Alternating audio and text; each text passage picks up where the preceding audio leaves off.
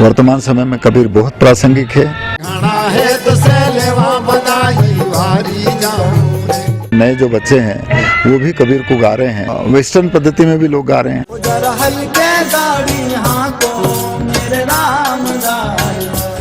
एक ये भी है साहिब, अपने यहाँ पर कबीर को लोग समझते कि वो तो नीची जाति का था और इस वजह से यहाँ पर ये है। और आज कबीर साहब को लगभग हर तरीके से लोग गा रहे हैं और वो जो नहीं गाने वाले थे वो भी गा रहे हैं।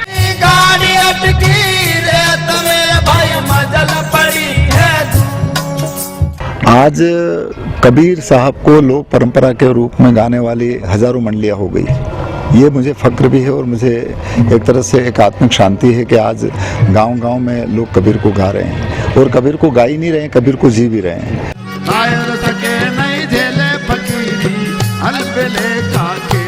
संतों का गाना जनमानस के बीच में दी जाता है, तो मैं जहाँ तक सोचता हूँ कि हमारे इस मानव समाज के अंदर जो अनेक प्रकार की दूरियां हैं वो कम हो सकती है। मालवा की लूनिया खेड़ी से लेकर के बनारस तक और बनारस से लेकर के अमेरिका तक जिन्होंने कबीर के निर्गुण भजनों की लो जगाई है, एक जोत जगाई है, उनका नाम है प्रहलाद सिंह टिपानिया। आइए बात करते हैं ख्यात भजन गायक प्रहलाद सिंह टिपानिया से। प्रासंगिकता को कैसे देखते हैं आप, मतलब कितना प्रासंगिक है कबीर अभी? मैं जहाँ तक सोचता हूँ कि वर्तमान समय में कबीर बहुत ज़्यादा प्रासंगिक है, क्योंकि कबीर साहब ने जाति, धर्म, मजहब, मत, पंथ, संप्रदाय इन सब हदों से ऊपर उठ करके एक पूरे मानव मात्र की ही बात नहीं, जीव मात्र की बात करी। वो एक जगह पर ये कहते हैं कि झाड़ बिंद और जीव चराचर में फूल रहा मेरा साईं, और जहाँ देखूं वो रीता नहीं सब घट रहा समाई। यानी हम इन धर्म से, मजहब से, जाति और संप्रदाय की हदों से ऊपर उठ करके सब प्रेम और सद्भाव के साथ में रह करके हम कम से कम हमारे बीच की जो दूरियां हैं उनको दूर करें। क्योंकि मैं तो ये मानता हूँ कि जितने भी संत हुए हैं उन संतों में निर्भीकता के साथ में जो बात कबीर ने कही वो अन्य ने भी कही, परंतु उन्होंने जो कहा वो अकाट्य है और उन्होंने जो देखा वो कहा। मैं कहता हूँ आँखन देखी तू कहता कागज के लेखे नहीं। तो इस वजह से कबीर साहब का जो संदेश है वो वर्तमान समय में बहुत सामयिक है और इसके मार्फत हम लोगों के बीच की दूरियों को दूर कर सकते हैं। प्रेम और सद्भाव के साथ में हमारे नासमझी की वजह से कोई दूरियां यदि होती है तो वो कम हो सकती है। तो इसलिए वर्तमान समय में कबीर बहुत प्रासंगिक है। वो अलग अलग तौर तरीके से, चाहे किसी भी तरीके से हम उसको रखें, परंतु रखना चाहिए ताकि सब दूर अमन, चैन और प्रेम और सद्भाव कायम हो सके। आपने तो मालवा से लेकर के देश विदेश तक कबीर को बहुत सरल सहज तरीके से पहुंचाया है जी। घर घर तक लोग आज जो है, मैं खुद भी पर्सनली बहुत सुनता हूं। लेकिन आपसे उम्मीद की जा सकती है कि जो आपके पीछे जो पीढ़ी आ रही है वो भी इसी तरह से, इसी कामयाबी के साथ में पहुँचाएगी कबीर को, या तैयार हो रही है? आपका क्या योजना है उसको लेकर? देखिए साहिब, मैंने मेरे परंपरा को आगे बढ़ा, हाँ, मैं सोच रहा हूँ कि आज कबीर साहब को लोक परंपरा के रूप में गाने वाली हजारों मंडलियां हो गई। ये मुझे फक्र भी है और मुझे एक तरह से एक आत्मिक शांति है कि आज गांव-गांव में लोग कबीर को गा रहे हैं और कबीर को गा ही नहीं रहे हैं, कबीर को जी भी रहे हैं। तो इसकी वजह से लोगों के अंदर एक निर्भीकता भी आई, लोगों के अंदर नासमझी की वजह से जो दूरियां थी वो कम हुई। इसके अलावा इसके मार्फत लोगों ने अपने बहुत सारे रहन सहन, खान पान, उनके व्यक्तित्व और कृतित्व में बदलाव आया। जैसे कंजर समाज जो इन भजनों से जुड़ा, उन्होंने अपराध प्रवृत्ति से मुक्त होकर के वो इस धारा से जुड़ा। ट्राइबल एरिया को देख लें, आदिवासी, जहाँ पर शराब और इस तरह का प्रचलन बहुतायत से होता है, उन्होंने स्वैच्छिक रूप से इन चीज़ों को बंद किया। तो उनकी रहनी गहनी में, उनकी दृष्टि में ये जो बदलाव आया है ये कबीर और संतों की वाणी की वजह से हुआ। और इसका बदलाव साहिब इतनी जल्दी नज़र नहीं आता। आज जब मुझे लगभग 45 साल हो गए, इस 45 साल में आज हम देखेंगे तो आपको भी दिखेगा कि आज कई मंडलियां हैं, कई लोग गाने वाले हैं। और क्योंकि एक ये भी है साहिब अपने यहाँ पर, क्योंकि कबीर कबीर को लोग समझते कि वो तो नीची जाति का था और इस वजह से यहाँ पर ये है। और आज कबीर साहब को लगभग हर तरीके से लोग गाने की गा रहे हैं और उसको बहुतायत से वो जो नहीं गाने वाले थे वो भी गा रहे हैं। जैसे कुमार जी ने जब शुरू किया देवास में, तो उनको लोग कहने लगे अरे क्या तुम भिखारियों के और नीची जाति के गीत गा रहे हो। ये जब इतने बड़े गुरु और इतने बड़े संगीत के जानकार उनको यदि लोग कहते हैं तो बताइए मानसिकता कैसी होगी। तो इसलिए हम इन जो एक छोटी मानसिकता है, क्योंकि नूरानी जो अवस्था है, हम सबको चलाने वाला जो सुप्रीम पावर है, वो उसको हम जाति धर्म मजहब ऊंच नीच स्त्री पुरुष इसके दायरे में नहीं बांध सकते। कबीर ने राम के बारे में जो कहा वो अद्भुत है। उन्होंने कहा कि राम बिना कोई धाम नहीं। तो जब वो कहते हैं कि राम वो राम जो सब में मौजूद है, वो राम जो घट घट में है, क्योंकि राम किसी दायरे को बांधता नहीं है कि वो केवल हिंदू का है या मुसलमानों का केवल अल्लाह है। अल्लाह सबके यहाँ में जो मौजूद है वो अल्लाह है। तो इस वजह से वर्तमान समय में कबीर बहुत प्रासंगिक है और इसके बारे में चिंतनशील व्यक्ति आप जैसे महानुभावों को, जो आप तो पूरे जनमानस के बीच में इस चीज़ को फैलाते हैं, ये बहुत बड़ी बात है। परंतु जो चिंतन और उसके बाद में उसको प्रत्यक्षानुभूति करके लोगों को भी इसके बारे में जनमानस के बीच में रखना चाहिए। जो मालवी जो जिसमें होता है भजन होते हैं उसके थ्रू हमारे पास जुड़ता है, लेकिन क्या नए जनरेशन के लोग भी हाँ, इसको मैं कह सकता हूँ कि वर्तमान समय में संगीत की सुहापों में और इस चकाचौंध के अंदर भी ये नए जो जनरेशन है, नए जो बच्चे हैं, वो भी कबीर को गा रहे हैं और हजारों मंडलियां हैं, वो इस बात का परिचय है कि जो नए बच्चे वो भी गा रहे हैं। इसके अलावा कबीर को वेस्टर्न पद्धति में भी लोग गा रहे हैं। नीरज को देख लो वो गा रहा है, नहीं पवन को देख लो वो गा रहा है, एक उड़न खटोला के रूप में है वो भी गा।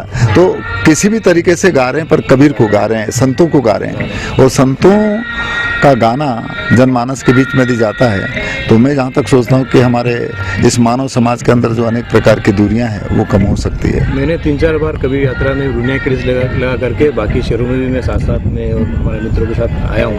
मैंने देखा है कि गांव का और ग्रामीण और देहात आदमी बहुत मन से आत्मा से जुड़ा हुआ है आपसे, लेकिन एक सम्राट आदमी या आधुनिक जो है वो कहीं वो थोड़ा सा मिस कर रहा है कबीर तक पहुँचना। देखिए, एक तो ये भी थोड़े अपने आप पर मानसिकता बन जाती है। आपने देखा है कि अपने यहाँ पर जो मालवा कबीर यात्रा 10 साल से ये कोरोना की वजह से बंद हो रही, 1-2 साल अभी बंद हो गया, परंतु इतने लंबे समय से जिसमें पूरे अब देश से और देश से बाहर के लोग भी कई देशों से उसमें शामिल होते हैं, ये कबीर के प्रति लगाव का परिचायक है। दूसरी बात यह है कि संभ्रांत व्यक्ति शायद ऐसी छोटी जगहों पर या गांव में नहीं आते हैं होंगे, हो सकता है किसी कारण से, परंतु जहाँ पर एक गरीब तबका, एक सामान्य तबका आता है तो वहाँ पर लोगों के अंदर ईगो भी है।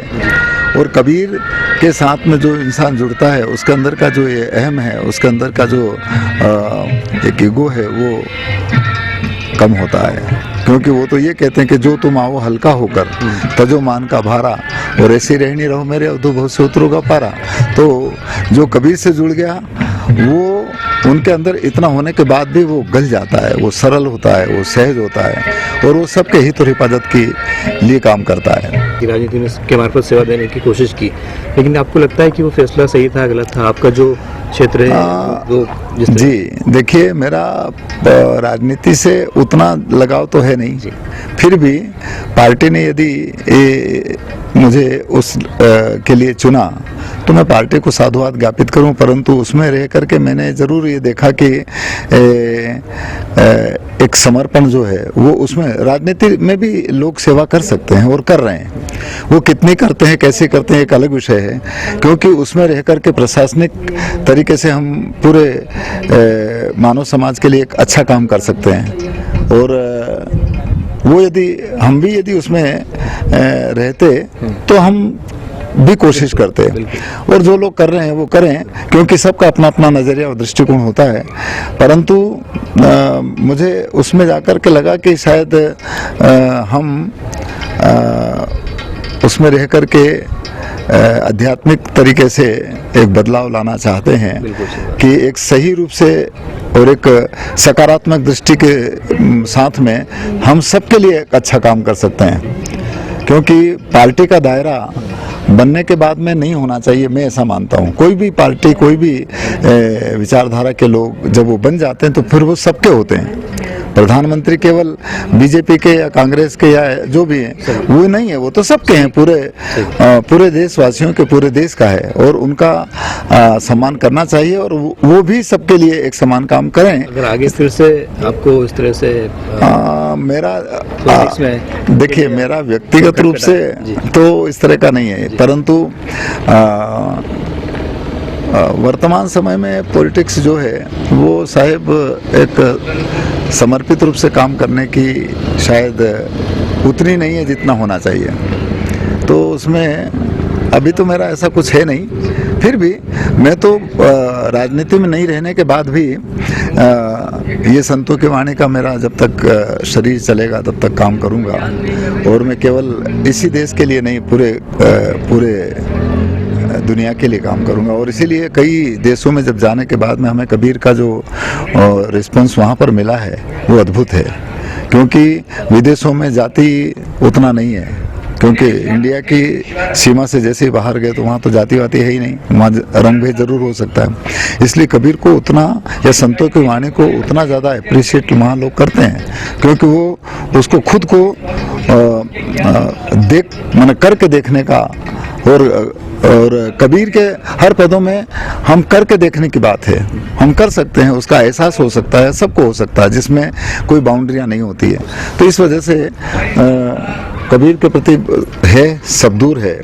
कई देशों में जब हम गए हैं वहाँ पर भी है, और अभी भारत में भी अपने, मैं तो मालवी लोक शैली में हूँ, अपन मालवा में रहा, तो चूंकि मालवी लोक शैली तो एक अलग बात है, हिंदी नहीं जानते लोग, परंतु वो भी इतने और सजगता के साथ में, इतने विश्वास के साथ में, इतने एकाग्रचित होकर के सुनते हैं, और सुन करके उसको अपने जीवन में उतारने की कोशिश करते हैं। ये सबसे बड़ी बात है। वेब दुनिया के पाठकों के लिए आप कबीर का कोई दो रहेंगे? अच्छा शब्द निहार, पक्षपात मत कीजिए, कहें कबीर विचार, तो हम इन पक्षपातियों को भूल करके, ये पक्षापक्षी को छोड़ करके, हम सबके जो एक सकारात्मक सोच है उसको पूरी कायनात के लिए इम्प्लीमेंट करना चाहिए।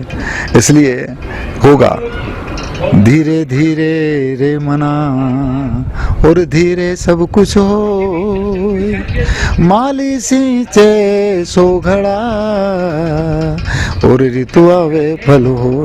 तो धीरे धीरे करते रहो, निश्चित रूप से हम अपने लक्ष्य पर पहुंचेंगे। वेब दुनिया से बात करने के लिए बहुत बहुत शुक्रिया। मैं वेब दुनिया के सभी साथियों को बहुत साधुवाद ज्ञापित करूं, और आप इसी तरह से निरंतर पूरे जनमानस के लिए काम करते रहें। आप स्वस्थ रहें और मस्त रहें, और इसी तरह सबको जगाते रहें। बहुत बहुत धन्यवाद। हमारे साथ थे पेला सिंह टिपानिया, इन्होंने कबीर की प्रासंगिकता से लेकर के इस परंपरा को आगे बढ़ाने को लेकर के कई सारे सवालों के जवाब दिए। उन्होंने राजनीतिक सवालों के भी जवाब दिए। वेब दुनिया से धर्मेंद्र सांगले के साथ मैं नवीन रांगियाल। वेब दुनिया की सभी से अपील है कि भीड़ भाड़ से बचें, मास्क पहने व सैनिटाइजर का इस्तेमाल करें, साथ ही सोशल डिस्टेंसिंग का पूरा पालन करें।